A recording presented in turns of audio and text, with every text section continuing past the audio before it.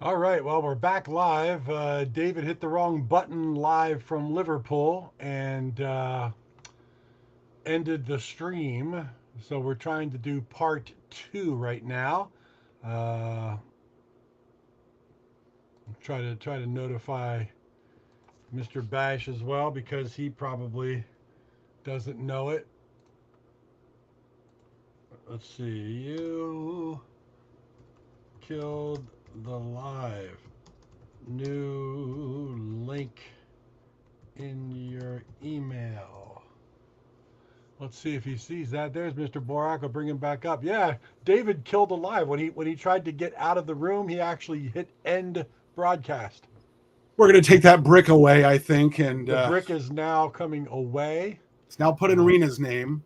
So now we have part two. Sorry for everybody who maybe lost the live stream. Hopefully they come back, but David hit the wrong button. So we see him again. We gotta. You're back. Yeah. Sorry, Tim. It wasn't modern technology. It was modern bash. We got bashed by him hitting the wrong because he's a admin of this group. So when he should have hit remove from the room when he was leaving the live broadcast for a second, he hit end stream and it ended everything. So thank God it's Yes, not the nuclear yes. button. That's all I can say. But we're back. David will be back live from the cavern if he checks his email with the new link I sent him. But yeah, it's all good. It'll be back. I wanted to ask Mr. Borak a impossible trivia question right now. Do you know what is the longest that camels can survive without drinking water? The longest that a what? A camel can survive without drinking water. Oh, well, in terms of years, months, days, seconds, hours, what? I'm going to tell you it's months. How many months? Oh, camels can go at least 11 months. No, you would be wrong. It's only 7 months. They really can't hold their Well, that's water. kind of a weak And ass camel then, because the one I knew went 11 months. do you know over a lifetime what the cumulative amount of time that people suffer from cold, sniffles, and sore throats? The average amount of time in your life that you will suffer from a combination of cold, sniffles, Would sore that be in throats. terms of years, months, days, I'm hours? going to tell you this is years. Years, really? Yes, yes. I'd say 3 years. You got it right in the button. That's John Bork with See, and you impossible said trivia. impossible, Mark. Nothing is It's impossible not impossible, when but you guess. the name of the trivia cards, which is kind of fun, is I'm not saying you're stupid. Take a Wow. wild guess. But yeah, if you're coming back, welcome back to Material Issues. David Bash. Hopefully he checks the link and sees us live. This is part two. David hit the end button and screwed us all up. Um, you're not quite my age, but you're not that far behind me, right, John? How old are you? 62. I am your age. Are you? I didn't. I Right thought you on were a the little bit note. behind me. Yeah. What's your birthday? December? Right? One day before yours, I believe. I You're thought the so. I thought it, 22nd, right? but I'm the 22nd. You're 21st. On the 21st of December. Yeah. 1961. You didn't get my card last year? You No, threw did it you get away, didn't you? did you get mine? You always do that, Mark. I just wrote John Borak, Los Angeles area. Maybe it didn't get there. It's on its way. But But yes, we are the same age, just one day apart. We're almost like twinsies. you'll remember. You remember George of the Jungle, Tom Oh, Slick, watch and the out for Super that tree. Chicken? Yeah. Ah, I got the actual comic books in the mail the other day. This is number one and number two in Wow. the series, but most people don't remember the actual cartoon George of the Jungle that had it was like the three cartoon series of George of the Jungle, Tom Slick, and Super Chicken. Oh, And yeah, I remember. my favorite cartoon of all time, and Super Chicken my favorite cartoon period. But that Wow. I think they only did like 24 episodes, which was all three of them. I've always But been a Flintstones guy, but that's very mainstream, of very course. mainstream. But I love Super Chicken because he was an actual chicken with his lion butler, Lion Lion, and he had no superpowers. But it was very adult oriented because the butler would make the super sauce, but he'd make it in a martini shaker and serve it in a martini glass. So it was the sauce, Ah, and Super Chicken would get drunk and think he had superpowers and somehow end up beating the villains. But I just thought I've that I've met a few people when our band has played in bars. who get drunk and think they have superpowers. Not true. David just texted me. He said, "Ugh, sorry about that." Well, we're not going to let him back in then until next week. Yeah. We're taking away his brick. We're taking away and his brick. union card. Yeah, it's all good, but yeah. Oh, Mark, it's funny. Speaking of trivia, my daughter Kayla, whose birthday was yesterday. Yes, happy birthday, daughter! I saw you post about that. It was nice. Yeah. And we went out to eat at a local pub, Irish pub called Silky Sullivan's, named after the famous racehorse. And it just happened to be trivia night last night. Mm-hmm. So our table, which featured my entire family and my soon-to-be son-in-law and his mom and a few other folks, we played this trivia game, and it's 4 different rounds. At the end of each round, you win a prize if you have the greatest number of points. Nice. And at one point, for one of the rounds, we were tied with somebody for the greatest number of points. And so they went to a tiebreaker question, which they came to our table and asked us. They went to the other table that had tied with us and asked them. And that keeps going until somebody wins. So a lot of these questions were ones that, Kayla and her friends and her brother and other folks knew. Harry Potter type questions and different stuff like that. But then our tiebreaker question was, name all 6 children on the Brady Bunch. And I'm like, oh, slam dunk, man. So we won her a nice gift basket with some tequila and other things and a T-shirt and sunglasses, and all because I knew the Brady Bunch. Nice. Peter, Bobby, Greg, Cindy, Jan, and Marcia. And apparently the other table didn't. They must have missed one. They must have missed 1 or 2. I don't know. But well, I'll tell you what. Generationally, I don't know how old the other table was, but there's so much from the 60s and into the 70s that younger people go, I don't know what you're talking about. You know? And the Brady Bunch, it probably falls in that category for, certain age group. Yeah, I try to tell people I used to be in a band with Cousin Oliver, and they say, "Who's that?" It's true. Poor Robbie. It's absolutely true. But I find it interesting. So we are born one day apart in the same year. So we're essentially the same age. You're 1 day older than I am. Yes. So, but you named your daughter Kayla, and my daughters are Hannah and Leah. So we've got in common. See, we do. But and I think my daughter might be around the same age as what? How old are your daughters? Hannah's if you don't mind me asking. No, Hannah's 29 and Leah's 25. Yeah. Okay. Kayla's 26, just turned 26, so around the same age. Yeah. Well, it's interesting. Yeah, I for some reason I thought you might have been a couple years younger than me, but just because you look so good. Well, thank you for that. I don't, but that's nice of you to say. The drumming. Being active helps. I think it does, yeah. It also hurts in a lot of ways too, both physically and in other ways. It's it's not an easy thing. It's I don't know how some drummers do it. It's it's you physically work harder than anybody for the night, And you got to lug all this stuff around. You got to set it up. You got to play. Then you got to break it down. Then you got to put it away. Yeah. I was at a doctor's appointment about 6 months ago. And my doctor said, "Do you exercise?" And I said, "Yeah, I do a lot of walking, and I also play the drums." And she said, "Oh, that's not exercise." Oh yeah, try it. I said, "Have you ever played the drums? Ever unloaded a full drum kit and set it up? 3 hours, right?" Yeah, it's exercise. Yeah, totally. Sorry, I'm not off. Hey, way to go, Mr. Bags. You ended the stream. I know. I knew I'd get it as soon as I hit the button. I got to go back. I got to put my phones back in because they're not working. We call David the show killer.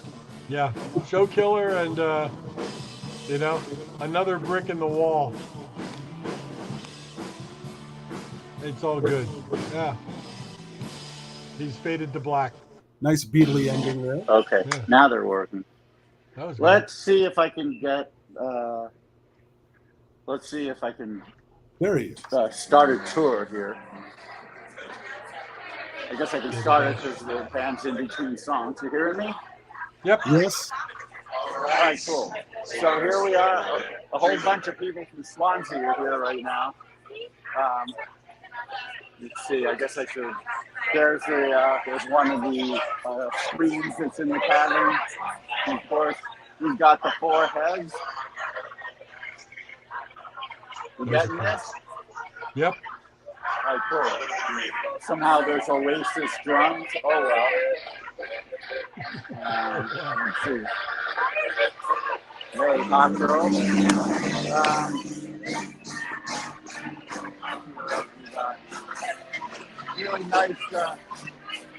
Really nice stone portrait. I'm not sure who did it, but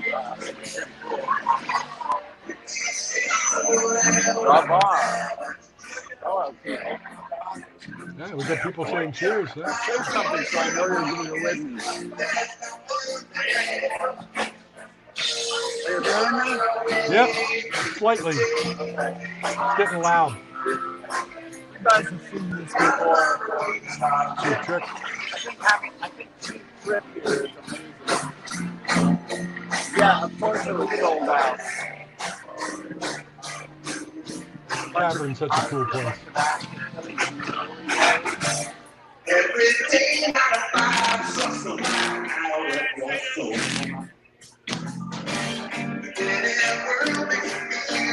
Where's Rena?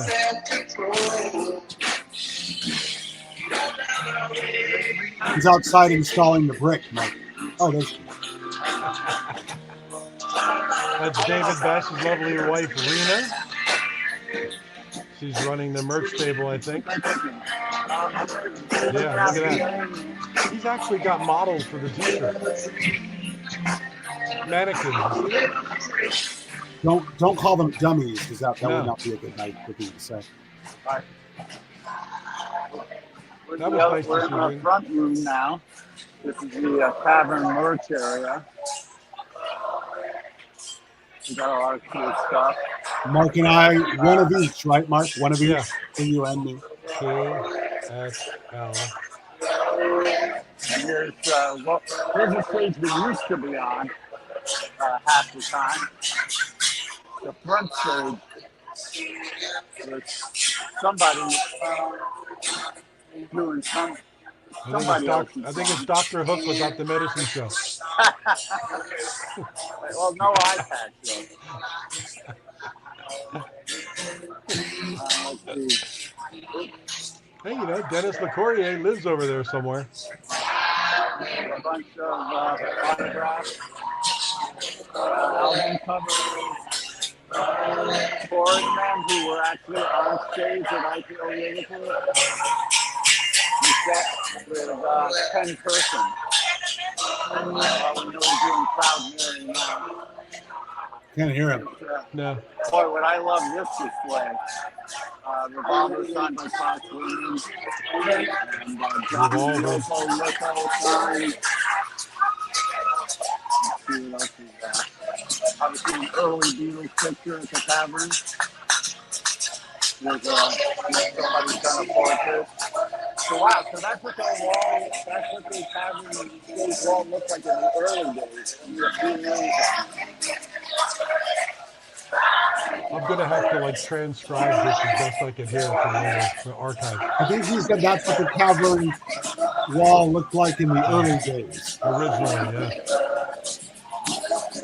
What people have to realize is everything you're seeing here is not really the original cavern. It's right next to underground where it was. It's exactly what the original cavern looked like because it's the same kind of walls and everything. But it's just adjacent to where the Beatles actually were. Very close reference. Great show, sir. Just like the Rebels. Oh, all right, well, I'm going to tune out for a while. I won't cut it short. But I'll be back on the stream talking.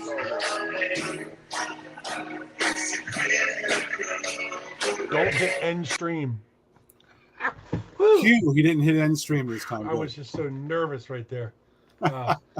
Well, yeah, Wow, so David so was. much history there, even though, like you said, it isn't the original It's cavern. It's a pretty close replica, and just Yeah. knowing what happened, in that general vicinity. Yeah. So much rock and roll history. It's pretty cool. Have you been to the cavern? Have you been down Matthew Street? I have never been to Yeah, Liverpool. Almost went last year That's with your some of the bucket gang list. from Spider Pop Records, but the trip got postponed. That'll be a bucket list thing for you. Yeah, I've Oh, been there, totally. For our whole family. Yeah. been there 3 times, and I mean, just as you said, walking down Matthew Street, right there. I mean, it's such a small street, but it's just such history. And even though the cavern is just kind of adjacent, it's right next to it. You still get the feeling of this is how it was. This is what it was all about. Yeah. Going underground, and you can imagine that front stage of just being so packed back in the early '60s that it was, as I said, the walls would sweat. It would Right. just be so hot because there was no air conditioning of any sort, and you can imagine how crazy it was. How many times did the Beatles play there? You probably know that number. I don't know the exact number, but I know it was from 1960 to 1963. Yeah. And it was, they played sometimes 2 shows a day, 3 maybe sometimes. So Yeah. probably in the hundreds. I thought it was around 280 or something like that. 280 performances at the Cavern, I think. But that's just kind of what my memory tells me. But yeah, no, it's a great place. And of course, just all of Liverpool, walking around, seeing all the Beatles sites. The cathedral in Liverpool is absolutely a gorgeous cathedral. Just wonderful. Walking down by the Albert Docks, the Beatles Museum is incredible. I was there 3 times and just enjoyed the heck out of it every single time. It's just, and then with IPO, you got 114 bands playing in there. 114 bands, and the Beatles played the Cavern Club. I just looked it up 292 times. I was so close with that. You were only 12 off between 1961 and 1963. Wow. Yeah. So yeah, a lot of history right there, and that's a big reason all these bands travel so far to play the Cavern and play. Well, it's like, if you're a power pop musician or a melodic pop or melodic rock musician, you were influenced, like so many of us, in some way, shape, or form by the Beatles. Yeah. So going to the Cavern Club is like traveling to Mecca. Yeah. That's kind of ground zero where a lot of it sort of started. Yeah. Pretty amazing. It really is. And then and all the adjacent pubs, like the Grapes is right down the street, and there's still the corner area where the Beatles always hung out. Matter of fact, I just saw a post that Dave Rave made after his show last night. They were all down at the Grapes, huddled in that corner having some beers, which is really cool because your imagination can take you back to the time when the Beatles were, unknowns and playing the Cavern and building their fan base, and then just leaving a set and going down the street and having a couple pulls. Yeah, John Lennon used to go in there quite often with his then girlfriend Cynthia Powell. Mm-hmm. We used to hang out at the Grapes quite often, so I'm sure Stuart Sutcliffe was there a number of times with them. It's amazing, and when you walk right past, I forget what the big cross street is, and you look right up, and that's where Brian Epstein's office was, above NEMS and the record shop, which is right down. I mean, it's literally a city block away. It's not that far, so you can understand why he left his office when he heard all the hubbub about this band and walked up Matthew Street and went down into the Cavern, and the rest is history. Well, here's a trivia question for you that does not involve camels. I was boning up on my camel trivia. So you tonight sounded nasty. One hump or two. Anyway, in my coffee, just one. Yes, that's what I meant. So you just mentioned Brian Epstein, the Beatles' former manager, and he owned the record store. There was a young man who came in at one point and asked for a record called My Bonnie by the Beatles. Yeah, which they did with Tony Sheridan. And is that? But do you remember the young man's name? Off the top of my head, I'm going to go with no. I've read about it a million times, but I've Raymond Jones. Raymond Jones. Yeah. But is that a myth? I don't know if they ever really proved that story. No, but it's a good trivia question. It's a great trivia question. Yeah, And I don't know. enjoyable. I mean, like so many things in the Beatles lore, you don't know at this point really what actually happened or what didn't happen. You Yeah. know, but I was reading something or saw some video the other day, old video of George Harrison talking about the the ending of the Beatles, or the latter Beatles, and how much he didn't enjoy being in the Beatles in the last few years. He really didn't. He really.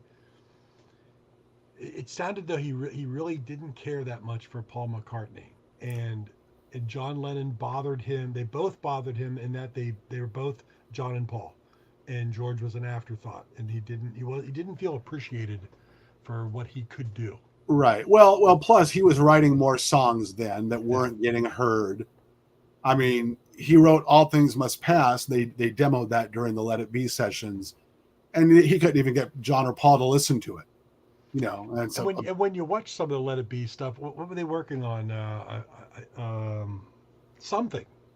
Even a yeah, great song like Something, you watch Paul's eyes, and he just seems to like be like, okay, I'll play along.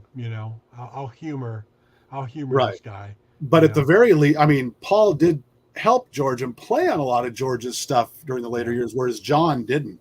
yeah, Either he was, there was one point he was incapacitated due to a car accident. Other times he just couldn't be bothered to show up for the sessions when they were working on George's songs. yeah. But yeah, I think there was there was a dynamic going on there where George kind of looked at John as his big brother, who sort of abandoned him maybe at one point. And George was also, like I mentioned, writing a lot of songs in those days, and then he was hanging out with people like Bob Dylan and Delaney and Bonnie and Eric Clapton, who Yeah. respected him and showed him that respect that maybe John and Paul didn't. Yeah. So that's why I think the band was ready to break up when they did. Yeah, and my opinion on all of that is I think they ran their course, and they broke up at the right time, and their history, their legacy has remained such because of that. There's I've never been a big Stones fan. I like certain moments and things, but I think if you hang around as long as they have, which God bless them, they're 95 years old and still out on tour and doing their thing. I think sometimes you just kind of you ruin the mystique of the legacy of everything because you're still putting out the same old thing. And Well, don't like it. sometimes, and this sounds horrible. I know. Mhm. I'll preface this by saying it sounds horrible, but sometimes as an artist, it's better to, not it's not better to die young, obviously, because that's a horrible thing for the family and whatnot. But Yeah. your legacy, or the myth surrounding you, grows greater, I think, if you pass or whatever before your career starts to decline in any way. Or if you Tim Allen was saying something here quickly. If it ever never ended, George answered four. Yeah, Yeah, yeah, yeah. But I mean, and the same thing with, like, if you just kind of like your career peaks and you know enough to say that's it. I think about a Paul Westerberg. He yeah, kind of got to a point and he said that's it. And he really doesn't. You don't see or hear much about Paul Westerberg. And I have kind of an affection for everything he did, and the fact that he mhm, doesn't come out and water it down by trying to recapture any of that. yeah, So you yeah. think, would Buddy Holly be the legend that he is if he That was was one example I was going to use. Buddy Holly, Eddie Cochran. Gene Vincent, Eddie Cochran, Bill Haley? I mean, Bill Haley lasted a little bit longer and probably watered down his reputation a bit by getting a little too much of a Right. nostalgia act. But a lot of Janis Joplin, Jimi Hendrix, would they Well, all have if Hendrix lived to be 84 years old and was out still cranking concerts out trying to be Electric Ladyland or something? And yeah, I mean, would it be as well? And that's I think my problem with the Rolling Stones. I'm just kind of yeah. I personally I'm just if everybody else loves them, more power to you. But I'm kind of tired of them. You know. Well, and you know, for me, another example I always use is Jim Morrison. Yeah. You wonder if the Doors myth would be as big as it was if they would have kept going longer and if Jim hadn't passed. Right. Yeah. Or would they be basically remembered today like Steppenwolf? Yeah. You know, who knows? Yeah. You just don't know. Yeah, no, that's a very good point. I remember reading somewhere about in their time, the Doors really weren't respected. They were kind of looked upon as kind of a bubblegum-ish kind of group. And it wasn't until, after Morrison passed and the legend kind of grew that they became the Doors in most people's eyes. Yeah. How much of that is true, I'm not sure, but and Paul McCartney even mentioned something like that at one point about John Lennon. Not necessarily about his musical talent, but he could be brusque and he could be difficult and he could be hard to deal with. But Paul said since he passed when he did and the way he passed, all of a sudden he's become a saint, and now people look at him as like Martin Luther Lennon. Yeah. Exactly. Which, of course, we all know there was a group. Well, I mean, and you being a big Beatles guy, I mean, what would your opinion be when you see McCartney? I mean, still out there, which is wonderful in one aspect, but some of the people that he aligns himself with, which just seems to be I need to keep relevant grab. Yeah, part of me wishes he wouldn't do that. Yeah. And another part of me thinks he's Paul McCartney. He's given us so much, he can do whatever the hell he wants. Yeah, I mean, I kind of look at it that way as well. But at the same time, and again, it's just the way it's my feelings, and everybody has different feelings. But sometimes I see him, grandstanding with Lady Gaga or whatever, and it's just like you don't need that, Paul. You're way above even some of these. Or when he's dancing around with Taylor Swift and kind of like riding her coattails. Because she's, is what she is. Uh-huh. You don't need to do that, Paul. Your legacy is well established. Those people are happy to be in the room with you. Yeah, I think he just, he's earned the right, like so many, to do whatever he wants. And if that's what makes him happy, yeah. And I'm sure his people might be suggesting things to him, but I also know that if he didn't want to do it, he wouldn't do it. Yeah. He's got the final say, I'm sure. So. Yeah. I can't imagine what it would be like to be in his shoes with the history he's got. Can you hear me? Hey, yes. But of course I can't hear you, so David Nash. Do this silly thing again. Hold on. Live from the Cavern Club in Liverpool. That's the Cavern Club ceiling we're looking at right now, and the lights. I think it looks like he's in the Home Depot next door. Here we go. There's a guitar stand up on the wall. We've got from Leeds, Jumbo Chords, who are about to play International Pop Overthrow. This is your first ever International Pop Overthrow.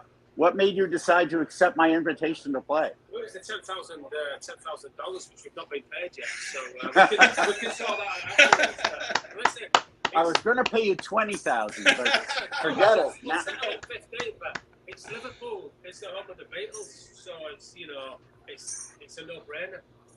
No, I appreciate that. I really liked what I heard. I really liked what I heard online by you guys, and if I like a band and they want to play, they're always welcome. So you know what? That's I think just well done for putting on this festival. I just think.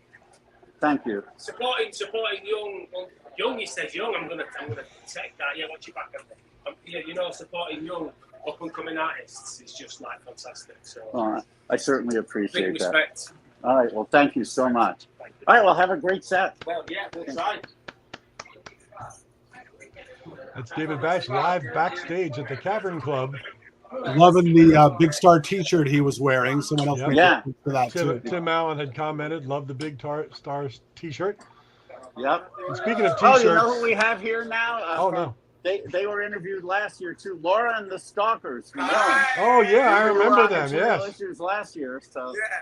Yeah. You guys had fun this year? Yeah, a lot of fun. Good. Oh, really? Wow. Because she was great. Oh, that's right. Well, we're always glad to have you.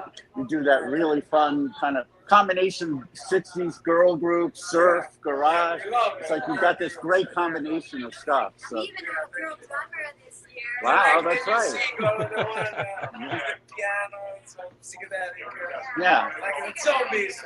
Yeah, I heard that. No, I mean, you guys are great. So thank you so much for coming back.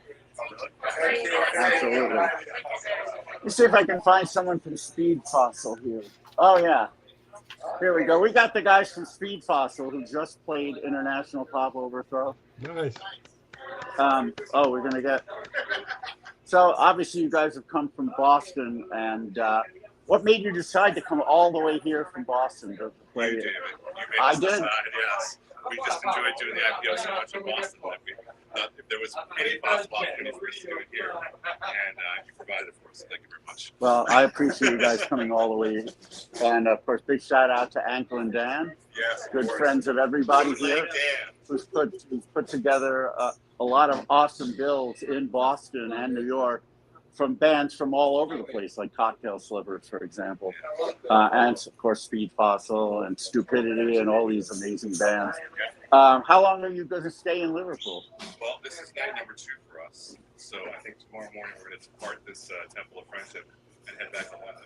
Oh, you're going to head to London? Back to London. You have some gigs there? Or? No, but on Monday we did a little recording at a studio called Abbey Road. Oh, that's right. Oh, So, nice. Nice. We're going to go back. I think I left some stuff in the studio. So we intentionally left some stuff in the studio. It's So like we have that to go girlfriend that leaves stuff in your apartment, so she has to come back. Oh, right.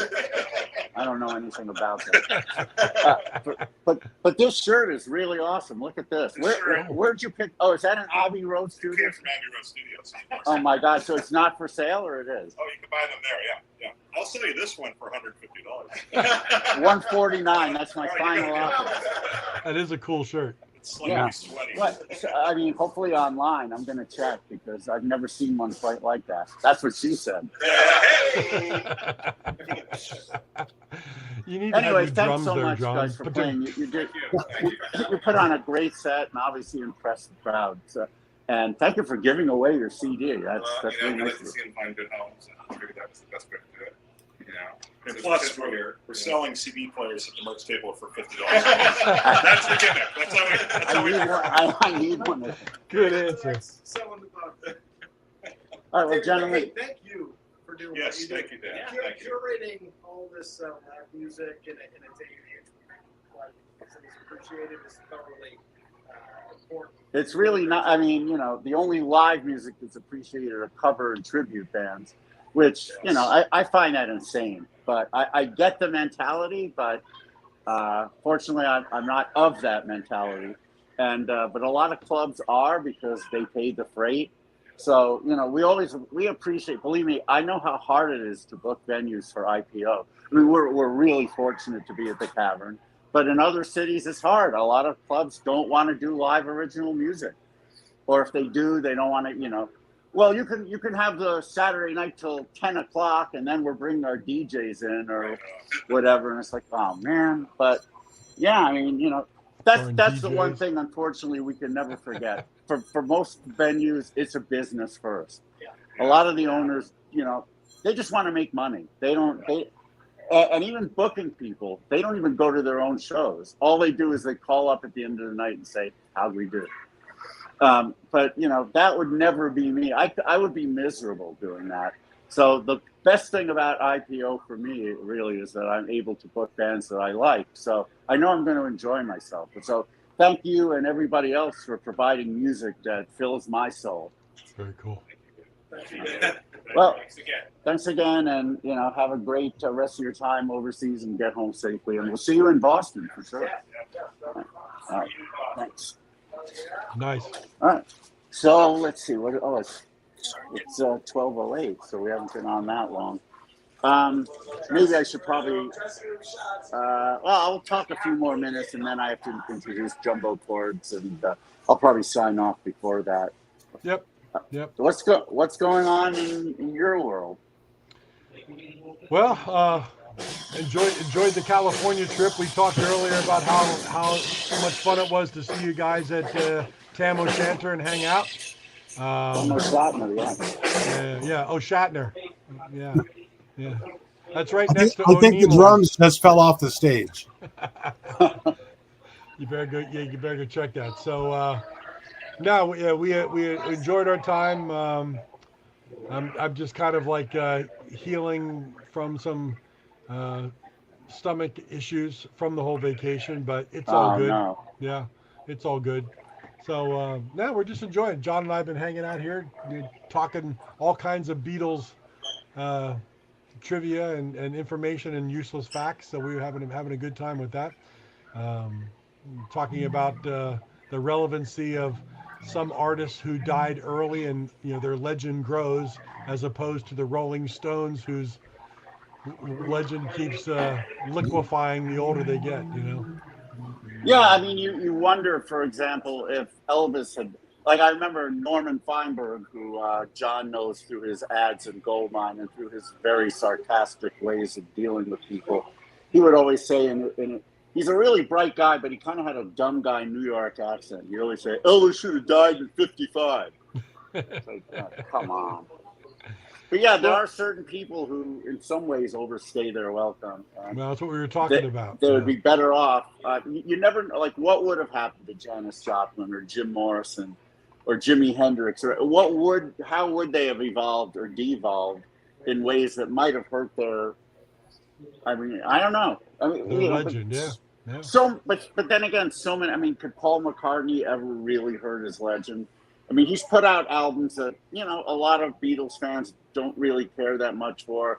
And he has kind of overstayed his welcome in terms of the quality of his voice. I mean, live, it's a little different, I guess. But on record, you can tell. He's an old man. I mean, he can still sing better than any other 80-year-old. But I think he's one of those rare, musician personalities, celebrities that can never overstay his welcome. He does. John and I were talking some of the stuff he's done by associating himself with Taylor Swift and certain people. It's like, you go, really, Paul? But you don't. It doesn't seem to bother you. And I think like Debbie Harry's another one. I don't think she can really ever ruin her legend for the small stuff that she still continues to do. She just seems to be Debbie Harry, and it's cool. She's a foxy old lady. Yeah. She made that work. But as I told John, I look at the Rolling Stones, and I'm just kind of tired of them.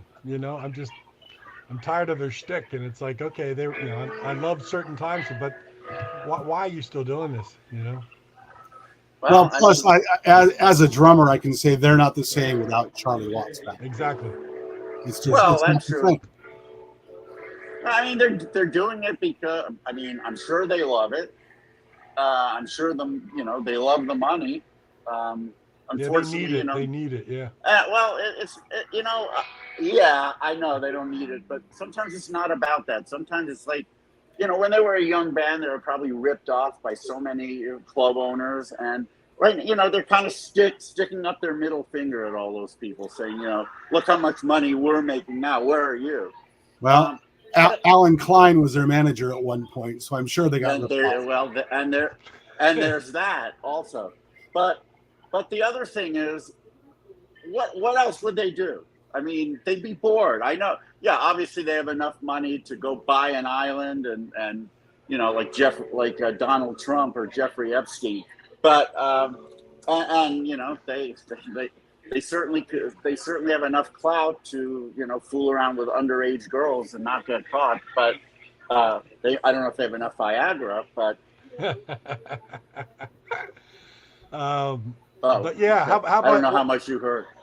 Oh, yeah, we heard. How about your opinion? I gotta go see what Jumbo Cords are doing. All right. They might be ready to go. You go see. He looks Amish right there, doesn't he? Oh, I think they are ready to go. All right, Yep. Whoa. Are you going to stay on for more than a half hour, or are you going to just sign off? No, we'll probably wrap it up pretty soon. They're telling me to go on, so. Yeah, go ahead. Okay. He'll be back shortly after they go on, I guess. And then we'll probably try to wrap it up. But what's your opinion, John, on Queen without Freddie Mercury? Oh, it's not Queen. Yeah. You can be the Stones can be the Stones without Bill Wyman or, Yes. or without Charlie Watts, even though they're not the same, like I said. You know, the Byrds were the Byrds without David Crosby. Exactly. But when you're talking about the face of the band, the voice of the band, I don't know. It might be great, but it's not Queen. It's like watching Beatlemania, you know? And that, yeah, and Queen are one of my all-time favorites. I love Queen. I always have. I grew up loving Queen. But when you do that, when you take away the voice, the image, the everything of Queen, which was Freddie Mercury, even though Brian May, incredibly talented, Roger Taylor, John Deacon, the three of them, musicianship-wise, unbeatable. And Freddie Mercury was no hack on the piano either. Right. But you take him out of the equation, and then they go back out on tour with somebody else. Although that guy Adam Lambert, his voice is good voice. He's a performer, but you shouldn't tour as Queen. It should be Brian May, Roger Taylor, Yeah. and whatever performing the songs. The music of Queen. Queen. Yeah, The music yeah, of it's Queen. not. It's not. You know, it would.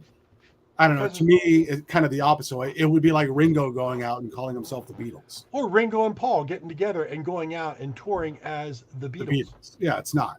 I mean, but there'd be a whole generation of people thinking, I just saw the Beatles. No, you didn't. And like the whole generation of people looking at Queen and saying, I just saw Queen. Well, I mean, you saw a kind of a Queen tribute. Right. Yeah. Right. You know, But you know, on the other hand, playing devil's advocate here, yeah, if it helps keep their music alive and Yes. helps sell some of the catalog stuff and introduces a new generation to their music, Yep. that's got to be good, right? I see the positive on that Yeah. side. Yeah. But you see and you read about it all the time on the internet. You see a number of bands that go out as, and they may not have any original members of the band. Oh yeah. They're- Oh, I remember for a while, the late Michael Clark, the drummer of the Byrds, had a band touring as the Byrds. Yeah.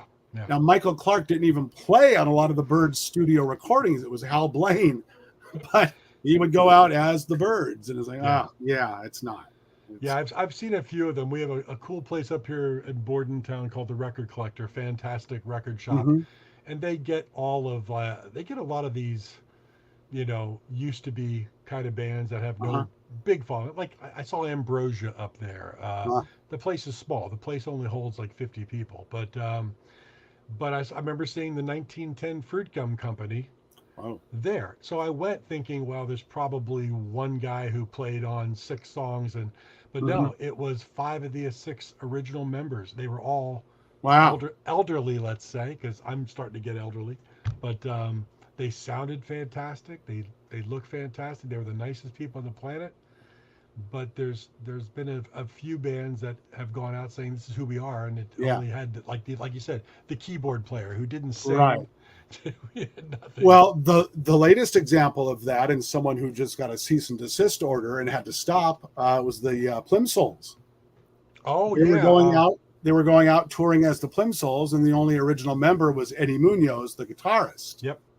For a while, they had a female vocalist, and how can you call yourself the Plimsolls when your vocalist sounds nothing like Peter Case? Right. Yeah. You know, and they might be the greatest band in the world, and I know they've got some really talented players in that band. Sure, they did. But yeah. they're not the Plimsolls. They're performing the music of the Plimsolls. And now which I think should they be changed, advertised as like Eddie Munoz of the Plimsolls. I think that's what, I think Eddie changed the Facebook page to Eddie Munoz, formerly of the Plimsolls. Yeah, exactly. And that's how it should be. I mean, you were in the band. You weren't the band.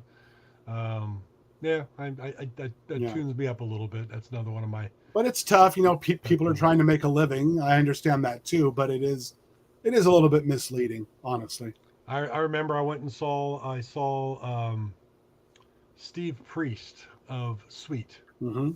And this was after, of course, Connolly died, and who was the drummer? I forget the name. I just lost it. But he was gone. Let's see. You ready? Steve, Andy, Mick. All right, fellas, let's go. Yeah. Yeah. So Mick Tucker was the drummer. He was gone, and so Steve went out as the suite, and it was just Steve with a bunch of backing players, Yeah. and he didn't even do 80% of the lead vocals. It was somebody else, and Right. he was half the show he was sitting on a stool because he was so overweight and the diabetes was just Ah. racking him. It was tough to watch, but I had known Steve for quite a while at that point, and had been corresponding with him, but he needed the money, you know. Right. He did it because he had to.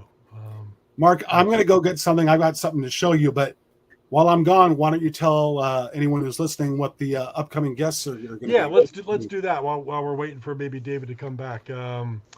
Let's see. Tonight we had Liverpool. David live from Liverpool. Next week we have got a wonderful guest. He's a novelist, singer, songwriter, and I just received in the mail his brand new book.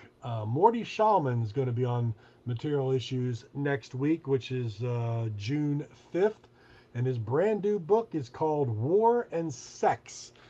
He just sent this to me. Reading the back of the book, check this out. Morty Shallman's War and Sex, the provocative, transgressive, and audaciously irreverent follow-up to his #1 best-selling absurdist novel, The Tyranny of Desire. Ricochets through the war on terror like a stray bullet on ecstasy, landing right between the eyes of a phantasmagoric riff on the 2024 presidential election. So it's brand new. Morty.com, Morty, Morty Shallman, War and Sex. And of course, he's also a musician, and he sent me the Pop Fiction CD EP that I have yet to crack and listen to. So he's coming up June 5th.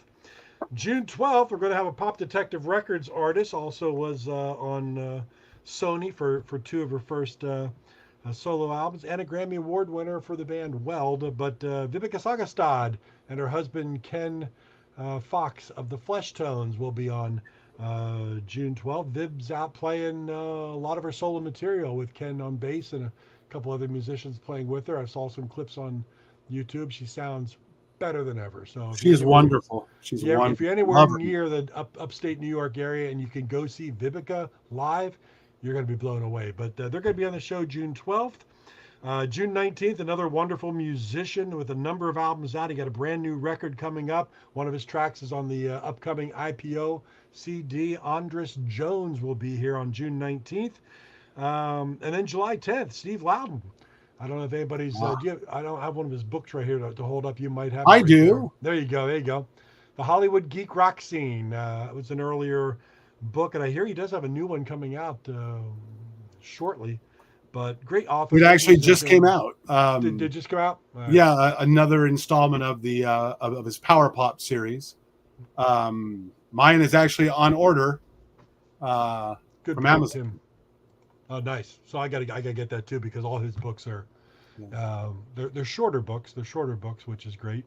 They're easier reads, but I love it. And that is a good point, Tim. I mean, yeah, Marshall Crenshaw with the Smithereens works well, actually. Yeah. There's exceptions to every rule. Yeah, the Smithereens kind of made it, that big. They were, they're more a power pop legend than an overall legend, but keeping their legend alive with someone like Marshall Crenshaw is very cool. But that's who we have coming up. We have a pretty busy schedule. Of course, David and I always say we have a lot of irons in the fire, and we do. Got some interesting things, so we just need some okay, we'll do it type confirmation. So yeah, and we always send out a little email early in the week telling you what's coming up. So if you haven't subscribed to materialissues.com or on Facebook and join the group here, please do tell all your friends, because we enjoy what we do. We've had this is episode number 156. I think that's officially 3 years worth of episodes. Yeah, that's amazing. Isn't that crazy? That blows my mind. I remember when the baby was just born. It does seem like just yesterday, and now it's a cranky little toddler. We'll see what it grows into. Irresponsible teenager. Well, that's David probably, but no, it's great. So yeah, we got a lot coming up. What's on your schedule, John? Are you working on anything cool? Oh gosh, well, the Armoires, the band that I'm fortunate enough to be the drummer for, we have a new video that is being released on Thursday. Nice. for the second single from our album Octoberland, which will be out in October. Go figure. The song is called "We Absolutely Mean It," and the video has some pretty cool animation, and just it's a really trippy sort of vibe to it, and I think everyone will enjoy it. That comes out on Thursday. Nice. I'm sure it'll be posted on the Power Pop folders and on the Big Stir and Armoire's social media pages.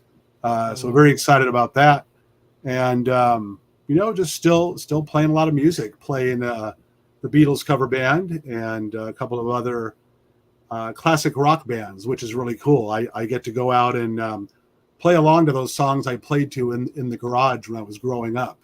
So we do stuff like "Stuck in the Middle with You" by Steelers Wheel.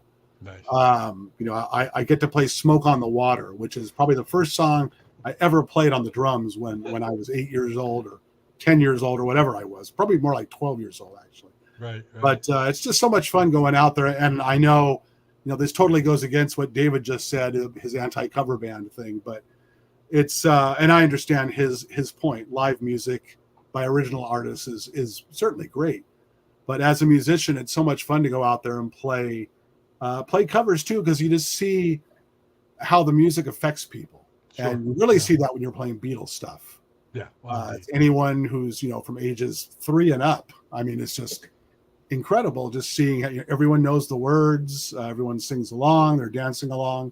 Yeah. It's just a really cool feeling to be able to do that. So I just wish I hadn't waited till I was after 40 to start my drumming sort of career, but it is what it is. Another fun thing that's IPO related, actually. A group I played with for a while, almost 15, 20 years ago now, called the Dons. Mm-hmm. You may remember their album Dawn of the Dons on Not Lane. I got it right here somewhere. Yeah, we're getting back together for an IPO performance. Oh, nice. At cool. IPO LA, and it's going to feature Don, of course, Don Mogill, myself on drums. We have another gentleman on keyboards, and we have a new bass player joining us. Our original bass player, Jesse Pompa, sadly passed away very young a couple years ago. So he's missed every day by those who knew him and loved him, and will definitely be missed at this gig. But we have someone coming in to not to attempt to fill his shoes, but to come in and help us out.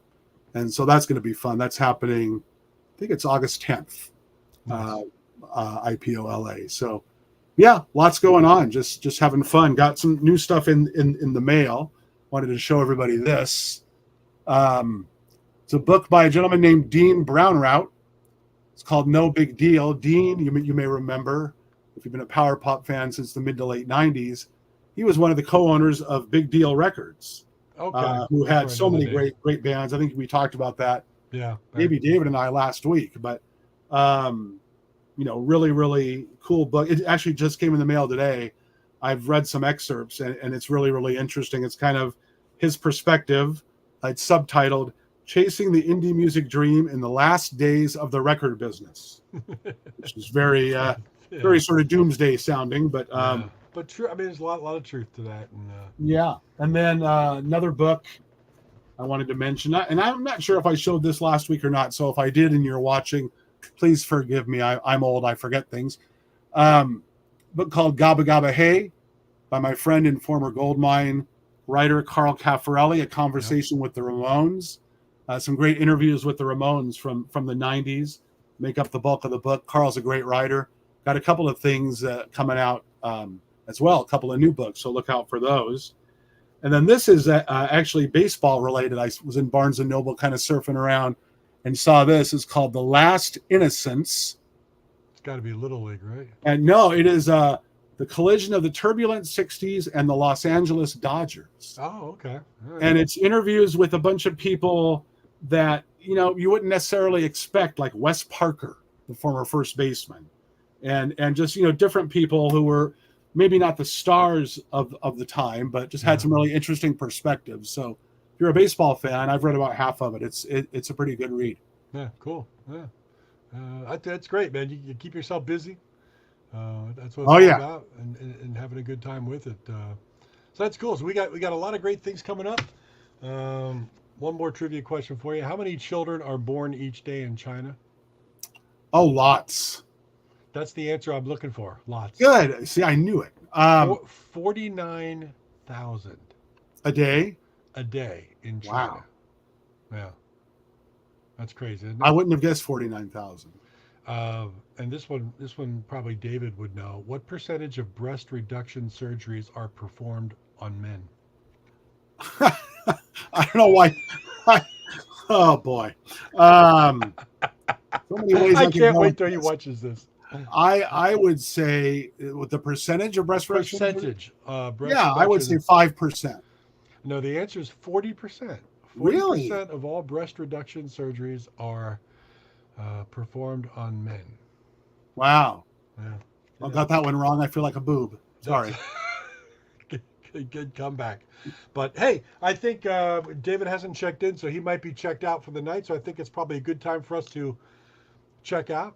We appreciate everybody being here. Material Issues. John, thank you so much for subbing in for the great David Bash over in IPO Liverpool, England. It's always a pleasure hanging out with you, my friend.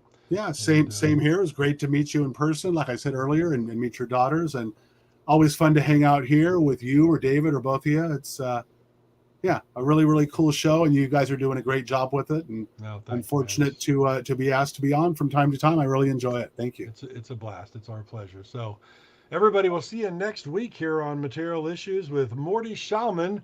It'll be 6 p.m. Eastern Standard, 3 p.m. Pacific, to be specific. But thanks again, and watch the archives. Episode number 156 in the bag. Have a great night. Good night, everybody. Good night, everyone.